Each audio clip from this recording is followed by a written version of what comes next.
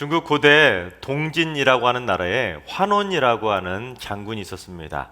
이 환원이라는 장군이 총나라를 정벌하기 위해서 배를 타고 강을 거슬러 올라가게 됩니다. 근데 환원의 부하 중에 하나가 이 어린 원숭이 한 마리를 잡아서 배에 강제로 이렇게 태우게 되었습니다. 그랬더니 이 어미 원숭이가 배를 쫓아서 강기슭을 따라서 쫙 쫓아오면서 울부짖으며 그렇게 따라오는 것입니다. 근데 배가 멈추지 않고 거의 100여리를 가다가 닻을 내리고 배가 이제 드디어 멈추게 되었습니다. 그러자 그 강기슭을 따라서 100여리를 따라오던 어미 원숭이가 멈춰버린 그 배 위에 올라타게 되었습니다. 뛰어들었던 이 어미 원숭이가 배에 올라타자마자 쓰러져서 그만 죽고 말았습니다. 그래서 병사들이 이상해서 이 어미 원숭이 배를 갈라봤더니 창자가 토막토막 끊어져 있었다고 합니다. 그래서 이 사실을 안 환원 장군이 너무 화가 나가지고는 그 새끼 원숭이를 잡아왔던 그 병사를 불러다 놓고는 칼을 들어서 목을 탁 내려치려다가도 다시 칼을 멈추고는 이렇게 말했다고 합니다. 내가 만약 자네를 죽이면 자네의 어머니 역시 창자가 끊어지는 아픔을 겪다가 죽으실 텐데 다시는 그러지 말라고 그렇게 호통을 치면서 그 병사를 살려주었다고 합니다. 그래서 그 뒤로부터 자식을 잃은 어미의 슬픔은 창자가 끊어질 정도로 고통스럽다는 의미로 끈을 딴 창자 장자를 써서 단장의 아픔 그렇게 표현하게 되었다고 합니다. 여러분 실제로 자식을 잃은 그 엄마, 아빠, 그 부모의 심정이라는 것을 여러분 겪어보지 않으면 그 극심한 고통 그 누가 알겠습니까? 창자가 끊어지는 고통 얼마나 끔찍한 고통이겠습니까? 오늘 말씀에도 그처럼 창자가 끊어지는 단장의 아픔 그 극심한 고통을 겪었던 나인성의 한 어머니의 이야기가 기록되어 있습니다. 나인성이 어디냐면 지도에 보시는 것처럼 예수님의 고향이었던 나사렛에서 동남쪽으로 약 10km 정도 떨어진 곳에 위치한 곳이 바로 나인이라는 곳입니다. 나인을 우리가 지금 있는 우리 교회가 있는 일산으로 따져 본다면 예수님의 고향인 나사렛은 파주쯤 되는 위치, 그러니까 어느 정도 거리인지 감이 오시지 않습니까? 나사렛하고 매우 가까운 곳에 위치하고 있었기 때문에 예수님도 나인에 대해서 어느 정도는 아는 곳이었을 것입니다. 근데 오늘 본문은 예수님께서 그 후에 나인성으로 가셨다고 말하는데 어떤 일 후에 예수님께서 나인성으로 가셨냐면 예수님께서 갈릴리 호수 북부에 있었던 이 가버나움이라는 곳에서 백부장 하인의 병을 고쳐주셨습니다. 백부장이 예수님께서 오시지 않아도 말씀만 하셔도 내 하인이 나을 것입니다 그렇게 고백을 했더니 예수님께서 이 백부장의 믿음을 보시고 하인의 병을 고쳐주셨습니다. 바로 그 후에 예수님이 나인성으로 가셨는데 예수님의 제자들과 많은 무리들이 따르며 함께 동행하게 되었던 곳입니다. 가버나움에서 나인성까지는 약 40km 정도 떨어진 곳에 위치하고 있는데 예수님께서는 가버나움에서 당시 고대 길이었던 이 길을 따라서 이렇게 나인성까지 이동해 가셨을 것입니다. 아마 예수님께서 나사렛에서 30살 때까지 사셨기 때문에 아마 나인성도 잘 알고 나인성까지 가는 길도 잘 아셨기 때문에 예수님께서 친히 무리들을 이끌고 나인성으로 가셨을지도 모릅니다. 또한 나인이라는 이름의 뜻은 기쁜 또는 즐거운이라는 뜻을 가지고 있습니다. 그러니까 예수님께서 가버나움에서 백부장 하인의 그 총의 질병을 고쳐주신 다음에 그 기쁘고 즐거운 마음으로 이제 새로운 곳인 나인성으로 이동하게 되신 것입니다. 또한 예수님을 따르던 무리들도 어떻게 했습니까? 예수님께서 그 백부장 하인의 종을 말씀만으로 고쳐주신 그 이야기를 막 서로 나누면서 얼마나 기쁘고 즐겁게 나인성으로 갔겠습니까? 그런데 나인성에 가까이 왔을 때 예수님을 따르던 무리들은 전혀 뜻밖의 무리를 만나게 됩니다. 그게 어떤 무리였는지 오늘 보면 12절을 봉독해 보겠습니다. 성문에 가까이 이르실 때에 사람들이 한 죽은 자를 메고 나오니 이는 한 어머니의 독자요 그의 어머니는 과부라 그 성에 많은 사람도 그와 함께 나오거늘. 그렇습니다. 예수님과 무리들은 분명히 기쁘고 즐거운 마음으로 나인성을 향해 갔는데 그곳에서 죽은 자를 따르는 그 슬픔의 무리들을 만나게 되었던 것입니다. 그것도 죽은 사람이 누구였냐면 과부의 하나뿐인 외아들 독자였습니다. 여러분, 당시 이스라엘 사람들의 장례는 죽은 자의 시체를, 그 시신을 성 안에다 두지 않았습니다. 왜냐하면 죽은 자의 시신은 부정하다고 여겼기 때문에 성 안에다 매장하지 않고 성 밖에다 매장을 했습니다. 여러분, 만약에 성 밖에다가 죽은 자의 시신을 매장하려면 누가 필요하겠습니까? 성 밖에까지 이동하게 될, 운반하게 될 그러한 운반할 사람들이 필요하지 않겠습니까? 즉 운구할 사람이 필요하기 때문에, 그래서 만약에 장례를 치르게 되면 상주들은 돈을 주고 시신을 운반할 운구꾼들과 또한 함께 곁에서 울어줄 애국꾼들을 돈을 주고 고용했다고 합니다. 그러면 이 운구꾼들이 죽은 자를 메고 앞에서 앞장서서 쭉 이동하면 그 뒤에 애국꾼들이 아이고 아이고 하면서 통곡을 하며 사람들의 시선을 끌어주었다고 합니다. 그러면 동네 사람들이나 지나가던 사람들이 그 소리를 듣고는 만약에 죽은 자를 알거나 또는 그 상주들 또는 그러한 유가족들을 알게 된다면 하나씩 둘씩 이렇게 운구행렬을 따라가면서 함께 애곡을 하게 되었다고 합니다. 따라서 이 장례 행렬에는 죽음의 곡조가 서글프게 울려 퍼질 수밖에 없었던 것입니다. 그러니까 지금 어떤 무리와 어떤 무리가 만난 것입니까? 예수님을 따르는 기쁘고 행복한 그 즐거운 무리들과 죽음의 사람들을 따르며 죽음의 곡조를 부르며 애통해하던 사람들이 서로 만나게 되었던 것입니다. 즉 기쁨의 노래를 부르던 무리와 죽음의 노래를 부르던 사람들이 함께 만나게 된 것입니다. 그런데 지금 장례의 주인공이 누구입니까? 장례의 주인공은 과부의 하나뿐인 아들 독자입니다. 그러니 그 죽음의 곡조는 얼마나 더 서글프고 고통스러웠겠습니까? 여러분, 과부가 누구입니까? 남편을 잃은 사람이 과부 아닙니까? 그건데 이 과부가 하나뿐인 외아들, 이제 남아있는 희망이라고는 그 외아들밖에 없었는데 그 하나 남은 외아들마저도 죽어버렸기 때문에 이 과부에게는 모든 희망이 다 사라져버리게 되었던 것입니다. 게다가 2000년 전 그 당시에는 가장 멸시받고 천대받고 무시당하던 존재는 바로 고아와 과부들입니다. 그럼에도 불구하고 그처럼 이 과부의 아들의 장례식 행렬에 그 마을 사람들이, 그 수많은 사람들이 그 장례 행렬을 따라 나섰다는 것은 그래도 이 나인성 과부가 이 나인성에 살면서 참 잘했다는 것 아니겠습니까? 얼마나 인정을 받았으면 그 당시 무시당하던 존재였는데 그 과부의 아들의 장례식에 그 많은 사람들이 따라 나섰겠습니까?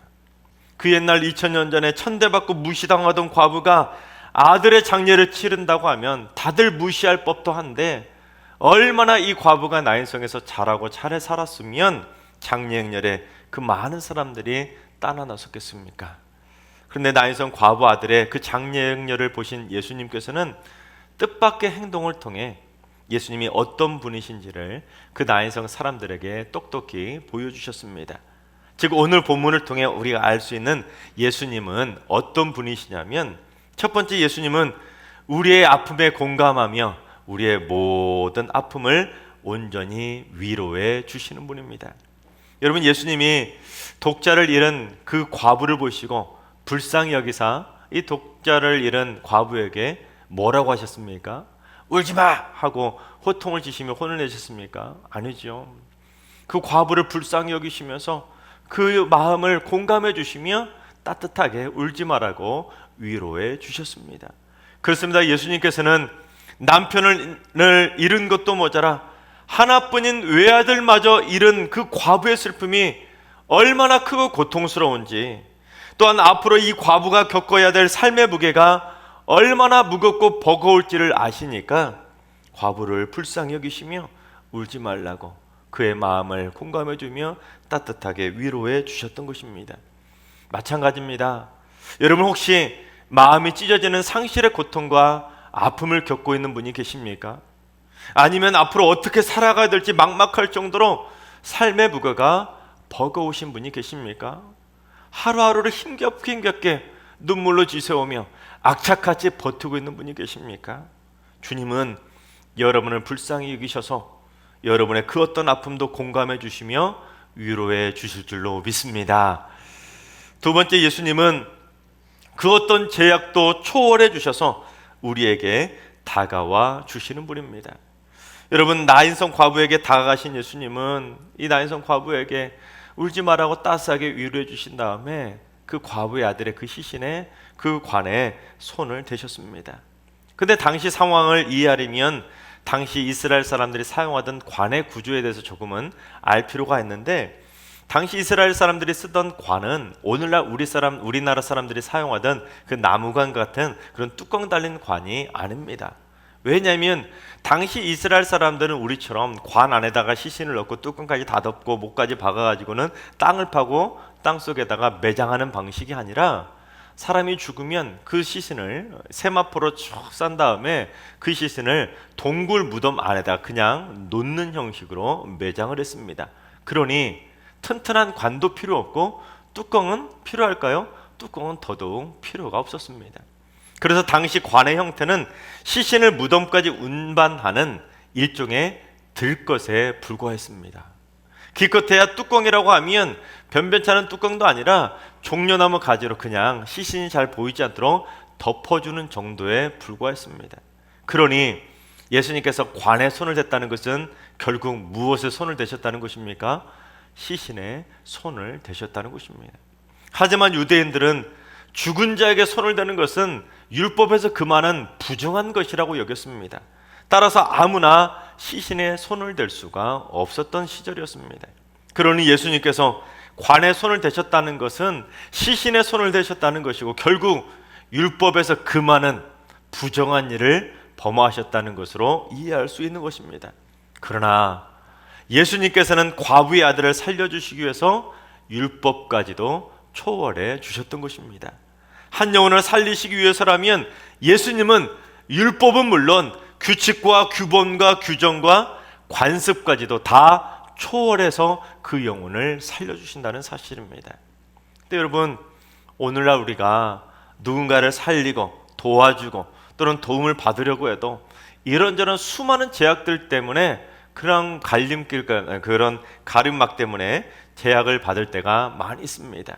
이거는 이런 규칙 때문에 안 된다고, 저거는 저런 규정 때문에 안 된다고 수많은 규칙과 규정을 들먹이면서 그런 많은 것들이 브레이크가 걸리는 일들을 경험하게 됩니다. 그래서 선뜻 도와달라고 나서지도 못하고 선뜻 도와주겠다고 다가오지도 못하는 그런 일들이 우리 주변에 참 많이 있지 않습니까?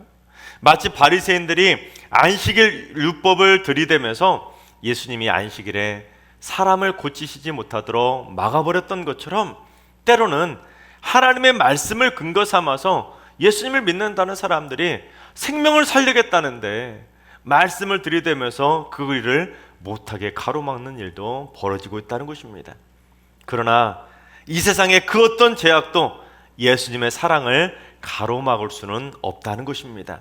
심지어 율법조차도 생명을 살리시려는 예수님의 사랑을 막을 수는 없는 것입니다. 그렇습니다. 사랑의 예수님은 그 어떤 제약도 초월해서 우리에게 다가와 주시고 우리를 위로해 주실 줄로 믿습니다. 그 위로의 하나님, 다가오시는 주님을 우리 모두 다 만나게 되시기를 주님의 이름으로 축원합니다. 세 번째로, 예수님은 죽음까지도 초월해서 생명을 주시는 분입니다. 여러분, 예수님께서 과부의 아들에게 청년아 일어나라 그렇게 말씀하시자 이 청년이 일어나 앉아서 말까지 하는 것을 보게 됩니다. 즉 죽었던 이 아들이 다시 살아나게 된 것이죠. 그렇습니다. 예수님께서는 무슨 제약이나 율법만 초월하시는 분이 아니라 사망 권세, 죽음까지도 초월해 주신다는 사실입니다.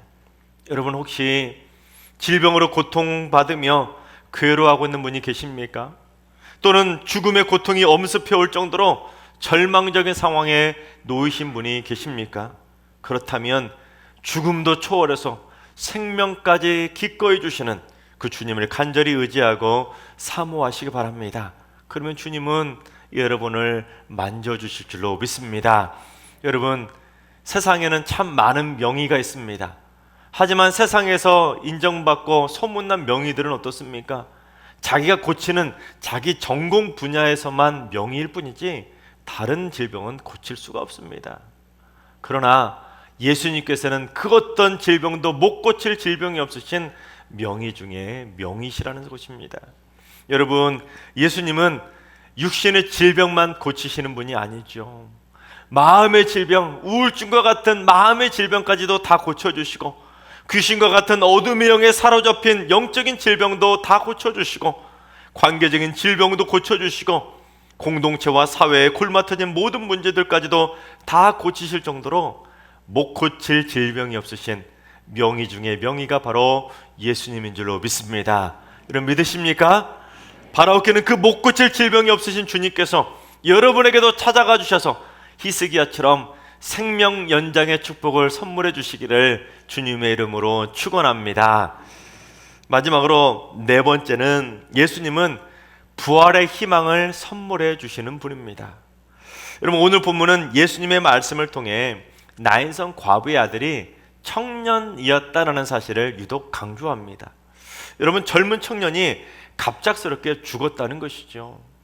여러분 사랑하는 부모님이 갑작스럽게 죽거나 사랑하는 배우자가 가족이 죽는다면 그래도 마음이 미어지듯이 마음이 아픈데 젊은 청년이 갑자기 죽는다면 그 마음을 어떻게 인간의 말로 위로할 수가 있겠습니까? 창자가 끊어지는 그 단장의 아픔을 겪고 있는 사람들을 그 누구가 위로할 수가 있겠습니까? 그러나 오늘 말씀은 청년을 잃고 그 사랑하는 아들을 잃고 죽음의 곡조를 부르며 슬퍼하던 자에게 부활의 희망을 선물해 주신 것입니다. 즉 주님께서 다시 오시는 날이 되면 먼저 떠난 그들을 질병으로 질병에서 고침받지 못하고 결국에는 죽음에 이르렀던 먼저 떠난 사랑하는 가족들까지도 부활의 영광스러운 몸으로 다시 만나게 된다는 것을 주님은 미리 보여주셨다는 것입니다. 여러분 고린도전서 15장 51절과 52절을 봉독해 보겠습니다. 보라 내가 너희에게 비밀을 말하노니 우리가 다 잠잘 것이 아니요 마지막 나팔의 순식간에 호련히 다 변화되리니 나팔 소리가 나매 죽은 자들이 썩지 아니할 것으로 다시 살아나고 우리도 변화되리라. 아멘. 그렇습니다. 우리 주님께서 나팔 소리와 함께 다시 오시는 그날이 되면 우리보다 먼저 죽었던 자들이 주님의 은혜로 다시 부활의 몸으로 부활하게 될 것이고 우리도 변화되어서 우리 먼저 떠났던 자들과 행복하게 다시 만나게 된다는 사실입니다. 바로 그 사실을 나인성 과부의 아들을 살려주심을 통해서 우리에게 미리 보여주셨던 것입니다. 하나님께서 사랑하신 여러분, 혹시라도 여러분의 가슴에 묻으신 청년 자녀들이 있으신 분이 계십니까? 또는 당장이라도 만나고 싶은 먼저 떠난 사랑하는 가족들이 있으십니까? 그렇다면 주님의 다시 오심을 더더욱 사모하시기 바랍니다. 그래서 우리 모두 주님께서 나팔 소리로 다시 오시는 날에 우리 다 같이 부활의 기쁨을 누리며 함께 만나게 되는 행복한 천국 백성으로 살게 되시기를 주님의 이름으로 축원합니다. 그렇습니다. 예수님을 만나게 되면 사람들은 부활을 맛본 것처럼 아름다운 모습으로 변하게 됩니다. 죽은 자를 따라가던 그 나인성 사람들이 죽음의 곡조를 부르며 그렇게 슬픔 가운데 걸어가고 따라갔지만 예수님을 만난 다음에 하나님께 영광을 돌리며 하나님께서 자기 백성을 돌봐주셨다고 하늘 곡조로 하나님을 찬송하는 사람들로 변하게 된 것입니다. 또한 예수님에 대한 이 소문이 온 유대와 사방에 두루 퍼졌다는 것은 이 소문을 누가 펴뜨렸다는 것입니까? 나인성 과부의 아들을 살려주셨던 그 모습을 광경했던 나인성 사람들이 죽음의 곡조를 부르던 자들이었는데 이제는 예수님의 부활의 그 모습을 지켜본 그 다음에 이 나인성 과부의 아들이 살아나는 그 부활의 기쁨을 맛본 다음에는 이제 죽은 자도 살리시는 예수님의 소문을 전하는 자들로 그들의 인생이 변하게 되었던 것입니다. 바라옵기는 우리들도 예수님을 만나 죽음의 곡조를 부르던 자들에서 예수님의 소문을 전하며 하나님을 찬양하는 하늘 곡조를 부르며 살아가는 자들로 변화해야 될 줄로 믿습니다. 여러분, 제가 오래전에 한 권사님 아들의 장례식을 치렀던 적이 있었습니다. 권사님의 남편이 갑자기 뇌졸중으로 쓰러지셔서 중환자실에 누워 계셨는데 그 와중에 하나뿐인 아들마저 어린 남매를 두고 출근하던 길에 심장마비로 쓰러져서 갑자기 세상을 떠나버린 것입니다. 게다가 더 설상가상으로 며느리는 이미 오래전에 자식들을 버리고 이혼을 해서 다른 남자와 살고 있었습니다. 그러니 이 권사님의 마음이 얼마나 억장이 무너졌겠습니까? 창자가 끊어지는 단장의 그 아픔을 겪게 되었으니 결국 권사님마저 실신하고 쓰러지고 말았습니다. 다행히 권사님이 정신을 차리고 아들의 장례를 치르셨는데, 입관 예배를 드리기 위해 제가 장례식장에 들어섰는데 이 권사님이 하도 우시느라 얼마나 탈진하셨는지 휠체어에 힘없이 앉아 계셨습니다. 더 제 마음을 아프게 했던 건 어린 손자 손녀가 아빠가 죽은지도 모르고 엄마 없이 장례식장을 이리저리 뛰어다니며 놀고 있는데, 저도 목사이지만 참 무슨 말로 이 권사님을 위로할 수 있을까, 정말로 제 마음도 억장이 무너지듯 힘들었습니다. 함께 갔던 성도님들도 장례식장에 들어서면서부터 다들 눈물바다가 되고 말았습니다. 제가 지금까지 치렀던 그 수많은 장례들 가운데 정말 힘들었던 장례들 가운데 하나입니다. 근데 그날 성령님께서 제 마음을 감동시키셔서 비록 장례 예배지만, 장례식장이지만 통성기도를 인도하게 되었습니다. 함께 모인 성도들로 하여금 하나님, 이 권사님 붙들어 주십시오.